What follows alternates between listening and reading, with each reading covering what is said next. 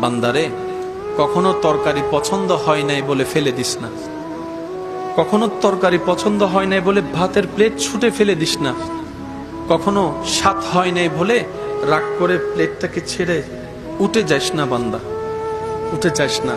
কারণ তুই দেখছিস সেটা ভাত, কিন্তু একটু অন্তরের চোখ দিয়ে দেখ, প্রত্যেকটা ভাতেই তো আমি আল্লাহর রহমত জড়িত। সুবহানাল্লাহ। সেজন্য অপচয়কারীকে শয়তানের ভাই কেন বলে?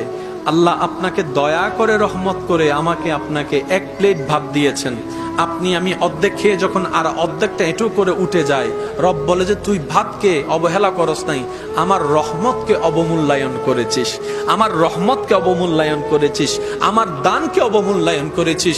বান্দারে, তুই নাশুকর হইস না, শুকরিয়া কর। একটু পেলেও তুই অন্তর থেকে আমার দরবারে শুকরিয়া কর। বান্দারে, আমি বেশি কিছু চাই না তোদের কাছে। খাবার শুরুতে একটু আমাকে স্মরণ করবি, খাবার শেষ করে একবার আমাকে স্মরণ করবি, ঘুমানোর আগে একবার আমাকে স্মরণ কর, ঘুম থেকে উঠে একবার আমাকে স্মরণ কর। বান্দারে, তুই শুধু তোর জীবনের ব্যস্ততার ভিতরে আমি রবকে স্মরণ করার জন্য বাহানা খুঁজতে থাক, কৌশল করতে থাক, যেমনি পারস আমি রবকে একটু স্মরণ কর। বান্দারে, তুই কোন রকম ব্যস্ত জীবনে আমাকে স্মরণ করতে করতে একবার তুই কবরে আয়।